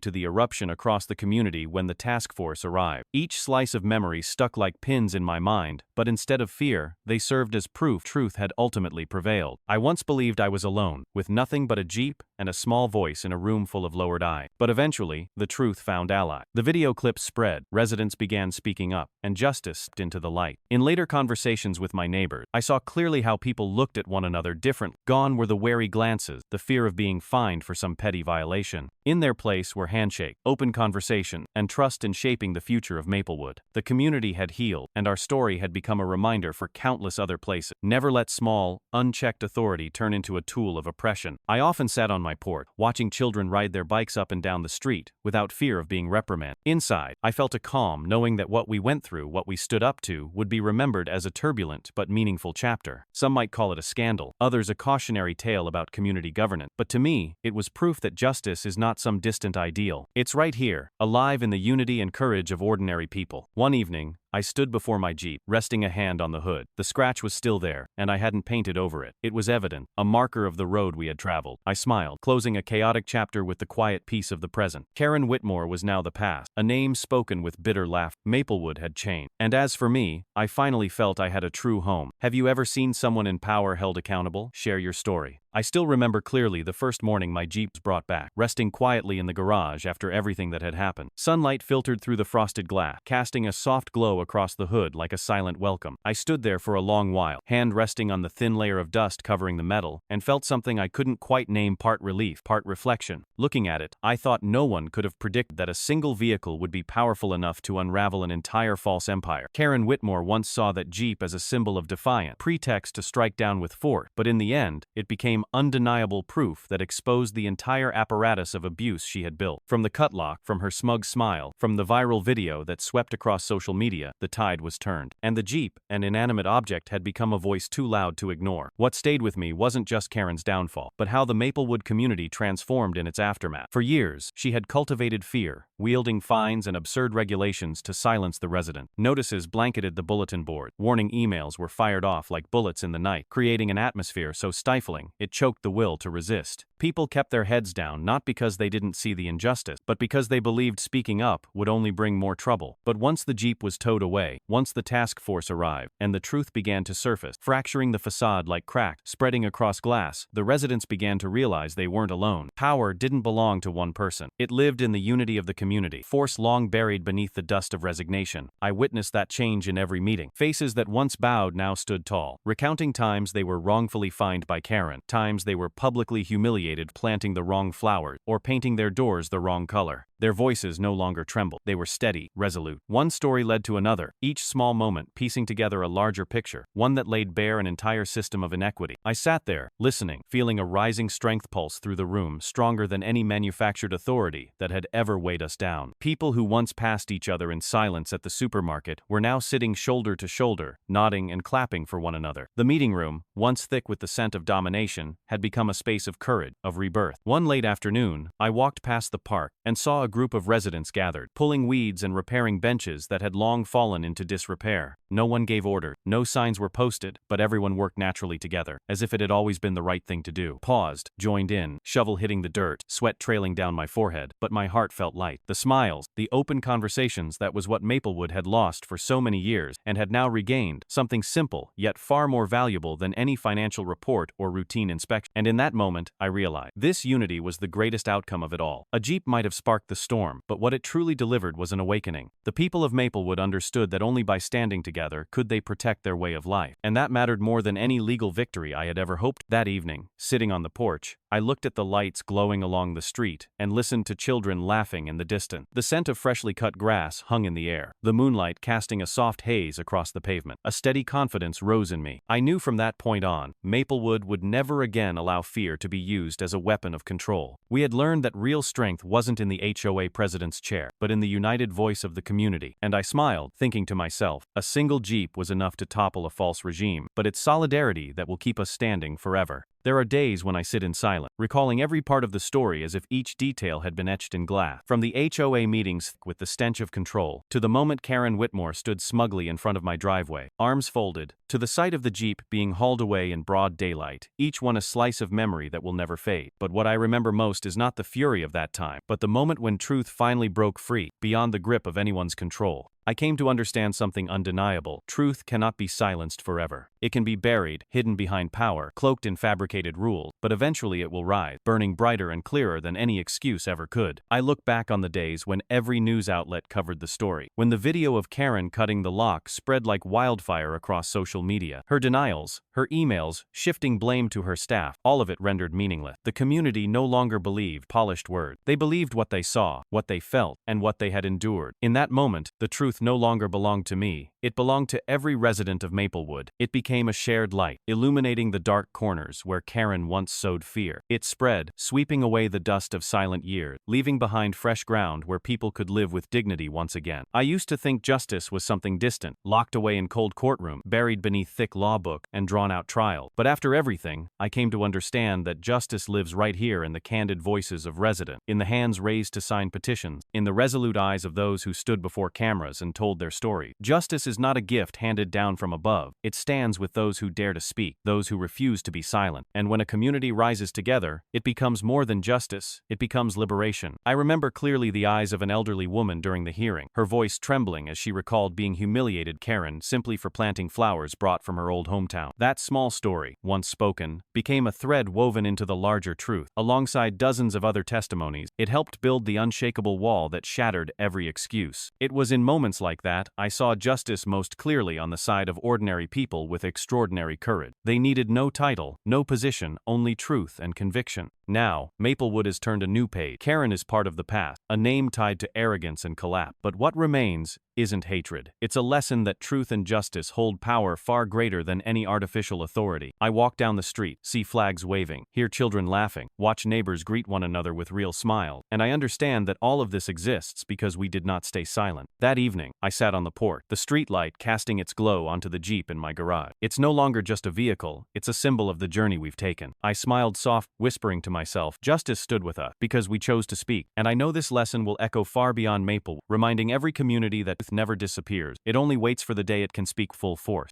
There are nights I sit alone in the living room, the soft yellow light falling across old newspapers, quiet but bright enough to bring into focus the smudged ink and a black and white photo. Karen Whitmore's face lowered in court, her eyes vacant, as if she had finally realized that the tiny empire she had so meticulously built crumbled. Outside, the wind rustles through the maple leaves whispering like echoes from that summer. The summer when I, a man no one noticed, stepped out of silence. Memories rush back. Fragments I thought had long receded now, clear as if they happened just yesterday. From the day I arrived in Maplewood, hoping for peace, to the moment I was thrust into an open confrontation with the woman who saw herself as the law, the order, the shadow looming over the entire neighborhood. I've often asked myself, if I had stayed silent that day, would things have turned out differently? Maybe I would have kept a false sense of calm, avoided the scrutinizing look, escaped being singled out at those dramatic HOA meetings. But after everything that's unfolded, I've come to see one thing clearly. Silence only feeds tyranny. Staying quiet doesn't avoid trouble, it paves the way for even greater injustice. Karen built her small regime on the back of that silence, enforcing whatever she pleased, punishing whoever she wanted, twisting whatever rule suited her whim. She acted like someone above the law, hiding behind the guise of community standards to enforce absurdity. Every warning letter she sent was a test. How much fear would people accept? And their silence convinced her that her power was untouchable. If I had bowed my head too, had kept quiet just to keep the peace, she would have kept going not just with me, but with anyone. Today it might have been the Jeep, tomorrow a fence, flag, even how people lived in their own homes, each wrongly placed tree, every wooden bench at the wrong angle, every child's laughter deemed too loud by her made-up decibel limit. I came to understand that appeasing injustice never buys peace. It only fuels arrogance and turns fear into a way of life. When I shouted that she was stealing, right at my doorstep, under the stunned eyes of the entire neighborhood, I knew I had started something that couldn't be undone. It wasn't an outburst. It was the result of pent-up frustration, of rage suppressed too long. But I don't regret it. Had I stayed quiet, Karen would have carried on, and Maplewood would have remained shackled by collective fear. The day the Jeep was towed, I saw the looks from my neighbors. Some pitied me, some looked away, some lowered their heads and walked faster. But once that video went viral, those same eyes lit up. I saw in them surprise, then agreement. They realized they weren't alone. My defiance saved the neighborhood, not because I was stronger than anyone else, but because I dared to say what everyone already knew but had been too afraid to voice. I don't see myself as a hero. I'm just an ordinary man, living in a small house at the end of the street, working remotely, driving an old Jeep that's been with me for years, and all I've ever wanted is peace. But sometimes, justice doesn't need a hero. It just needs someone who refuses to bow at the moment it matters most. When I look back, I don't think of Karen's sentencing, or the wooden sign in front of the HOA office. I think of the moment I said aloud at the HOA meeting, "You're being discriminatory and insulting." I think of when I stood in front of the tow truck, eyes locked on the driver, heart pounding like it would burst, but my feet stayed planted. It was those small moments created a turning point, not because I was brave, but because I had no other choice if I wanted to live with my conscience. The more I reflect, the more I realize I wasn't as alone as I had thought. Personal strength has its limit, but once the truth is spoken, it spreads and awakens other voices. The residents of Maplewood found their voice after I broke the silence. They began sharing their own stories of injustice. The fines for hanging laundry more than 3 hours. The threats for leaving a guest's car overnight. They started signing petitions. ND started clapping in the courtroom when Karen's verdict was read. None of that was something I ever imagined I'd witness, but it all grew from that one action I was compelled to take. As I walk down the street today, I see children playing on the sidewalk. I see a flag waving from the porch of a veteran's home, and I see a neighbor planting flowers in colors once rejected for being aesthetic mismatches. I think, if I had stayed silent that day, this picture might have looked very different. Maybe kids would still be banned from biking in front of their houses. The flag would be ordered taken down for not being on the approved list, and the flower beds would have been uprooted just to satisfy someone whose ego had outgrown the rule. I smile slightly, feeling the true worth of resistance, not mindless defiance, but the steadfast defense of dignity. Because once a community loses that, every rule becomes a weapon for oppression. Many people have asked me if I ever felt afraid during that fight. I tell them, yes, I was afraid many times. Afraid of retaliation, of being isolated, of my life being swallowed by endless hassle. But if fear had guided me, I would have never opened my mouth, never stood in front of that truck. Courage isn't the absence of trembling, it's doing what must be done despite the trembling. And I believe it was that steadiness that allowed this community to reach where it is today. A place where people are respected, heard, and allowed to live by the values they believe in. Night falls, and I sit once again on the porch, a cup of steaming tea in hand, listening to the wind rustling through the trees and the soft glow of the street lamp. I think about the journey we've been through, the tense meeting, the back and forth email, the wary glances, and finally, the overwhelming release when justice was served. I no longer feel the same anger I once did, only a quiet calm mixed with pride. Maplewood has changed, and so have I. I've learned that sometimes, a single voice is enough to spark awakening. Justice isn't some distant ideal, it's built from everyday acts of courage, from people who refuse to be stepped on any longer. And I know that lesson will stay with me forever, like a small but enduring flame, a reminder that silence is the ally of tyranny, and the voice of one person, just one, can be the lifeline for an entire community. I often think about that final moment in the courtroom, when the judge read the verdict in a clear and resolute voice. The space seemed to freeze in a single breath, every eye fixed on the bench, and I stared straight ahead, overcome with a feeling I couldn't quite name, not exactly joy, not entirely satisfaction, but a powerful sense of affirmation, that what was right had finally been acknowledged. In that moment, I turned to the neighbors sitting beside me, those who had once avoided my gaze, who had once feared Karen Whitmore's retaliation, and I said, not loudly, but in a voice that echoed inside me, no one, not even the HOA, stands above the law. It wasn't just a line to comfort myself anymore, but a truth proven by every event we had endured together. Karen Whitmore may have built herself a throne from the fear of the people, but that throne had crumbled under the light of truth and the strength of justice, a strength no board can distort, so long as someone still dares to stand. The next day, I walked down Maplewood's main road, past the HOA office Karen had once ruled, self-appointed queen, with her piercing glare, calculated smile. The sky was clear, the sunlight soft on the gray rooftop, and the breeze stirred the row of flags along the street, creating a strange kind of peace, real peace, not the suffocating quiet of before. My black Jeep Wrangler sat parked squarely in front of the building, gleaming in the afternoon light. It was no longer just a vehicle, but a symbol of justice for the entire community. I remembered clearly the day it was hauled away, arbitrary and showy, flecks of power, a veiled warning that anyone who resists will meet the same. But now, it had returned to the same spot, standing tall as a clear declaration that abuse of power would no longer find ground in Maplewood. People passed by and paused, some lifted their phones to take photos, others gently placed their hands on the wooden sign beside it, as if at a memorial. On it, the bold white lettering had been carefully carved. Here fell the president who stole a police jeep. A simple message, but heavy with meaning, a statement that needed no fanfare to make clear the truth. No one is above the law, no matter what title they hold. I stood there for a few minutes, looking at the jeep, and smiled, not a triumphant smile, but one of quiet relief. I thought about how fate had turned it into a witness to Maplewood's journey toward justice, and how, in some inexplicable way, the very vehicle seemingly lifeless had helped me and my neighbors claim a voice that had been buried for so long. From those quickly snapped photos, the story spread farther than I had ever imagined. On social media, the image of the black jeep in front of the HOA office was shared everywhere, accompanied by thousands of comments. People from other states joined in, leaving powerful words. She deserved this. Finally, a community that stood up to abuse of power. This is the story that makes us believe justice still exists. I sat reading each comment, scrolling through my phone, the screen's glow lighting my cheek, and I felt one thing with absolute clarity. I was not alone. I had never been alone. Some night, I stayed up late just to read every message sent to me. Many came from strangers in distant places, writing with the same core message. They, too, had been bullied by their HOA, had endured unreasonable demand, had swallowed their anger just to sign absurd documents to keep the peace. But now, they had found new courage to stand up. One man from another state wrote, "Your story reminded me of when my HOA fined me just for parking my truck overnight. I stayed silent, but after seeing you, I know I'll never stay silent again." Those words left me speechless. I once believed this story would end in Maplewood, but in truth, it opened a door for so many others, in so many other places, who live under the same kind of oppression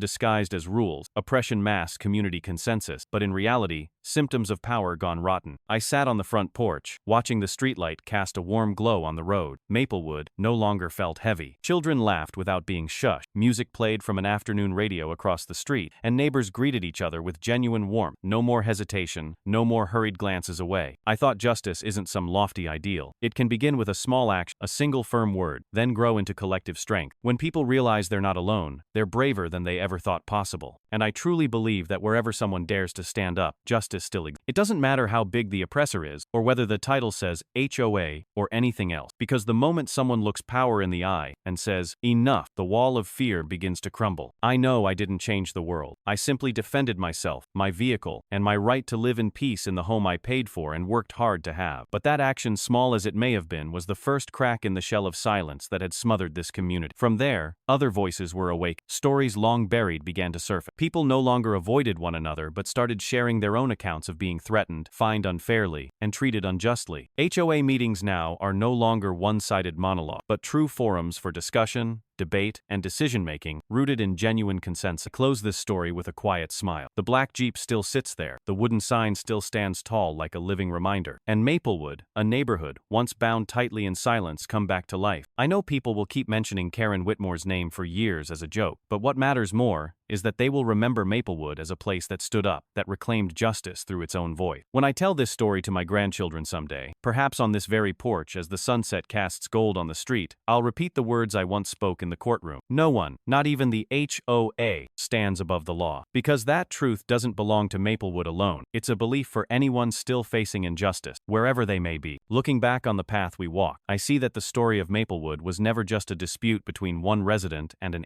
HOA president, but a full journey into exposing the nature of abused power and the strength of a community brave enough to shatter silence. It began as a seemingly minor event. My Jeep Wrangler being locked and towed set off a chain of actions that brought down the false foundation Karen Whitmore had built over so many years. It was like a single stone tossed into a still lake, sending ripples that kept growing until they became a wave strong enough to sweep everything away. Karen started with things she believed everyone would quietly endure. A vehicle labeled an eyesore, a fence out of spec, a patch of flowers not on the approved list. But behind that was a quiet bias, a contempt for residents she didn't favor, especially people of color. She believed a few fines, a few threats, keep everyone quiet. And for many years, that silence was what helped her tighten her grip on power. But when Karen came after my Jeep, she made the wrong move. Not because the Jeep was special, but because it happened to be a vehicle assigned to a police task force for an ongoing operation. When the lock was cut, when the footage of that moment went viral, everything shifted. What she thought would be a simple display of authority became undeniable evidence of abuse and foolishness. And from there, story after buried story finally had the chance to be told. The residents of Maplewood began to find their voices. One shared how they were fined for displaying a holiday flag in the wrong position, and another was forced to remove plants simply because they didn't please the eye. Each small story pieced together a clear picture. Karen had turned the HOA into a tool of suppression to serve her personal thirst for power. The tipping point came when leaked financial records exposed her embezzlement of HOA funds. From that moment, the community was no longer just confronting an arrogant woman, but an entire corrupt system that had gone unchecked for far too long. The courtroom became a place where the truth was laid bare. The video of the Jeep's lock being cut was shown publicly, testimonies were heard, and the financial reports laid out the misconduct in numbers. Karen sat in the defendant's seat, no longer with the power to shout orders as she once did, but silent, head bowed as the charges were read aloud. The courtroom erupted in gasps as truth after truth emerged. I remember clearly the moment I stood up and said this wasn't just a story about a car, but about human dignity. That was the moment I felt the weight of the community's outrage finally spoken aloud. When the verdict was announced, Karen found guilty of theft, obstruction, embezzlement, and discrimination. The entire room broke into applause. But justice didn't stop at the ruling. The police task force placed the Jeep directly in front of the HOA office, alongside a wooden sign bearing the words, "Here fell the president who stole a police." That image became a permanent reminder, turning Maplewood into a destination for people from other towns who came to witness it. Karen didn't just lose in court, she lost in the memory of the community, becoming a symbol of arrogance brought down. What makes me most proud isn't my personal victory, but the transformation Maplewood achieved. Residents elected a new HOA board, more transparent and democratic. Absurd rules were abolished, and the heavy atmosphere lifted. For the first time in years, people could live in their own home, without fearing being called out in a meeting, without worrying about fines for trivial matters. I saw children playing freely in the street, neighbors greeting each other with real smiles, and the community had finally become a true home. From this story, I draw lessons I want to share, not just with my grandchildren, but with anyone facing injustice. First and foremost, silence never brings peace. It only makes tyranny stronger. Karen stayed in power for so long because the community once bowed their heads, once believed it was better to stay quiet than invite trouble. But once a voice was raised, the entire false system collapsed like a sandcastle. The next lesson: the resistance of one person can become the starting point for greater change. I never saw myself as a hero, just an ordinary resident defending my car and my right to live in peace. But that very resolve sparked a collective awakening across the neighborhood, helping people realize they were not alone. Sometimes, justice doesn't emerge from an established system. It begins with the courage of those who seem the smallest. Another lesson: justice needs transparency and light. The videos, the figures in the reports, the testimonies all became the sharpest weapon. Karen could deny words, but she couldn't erase image, couldn't hide the truth once it was laid bare. Transparency is the greatest enemy of those who abuse power. And finally, I believe a community is strongest when it stands united. Maplewood was once fractured by fear, but when everyone spoke out together, the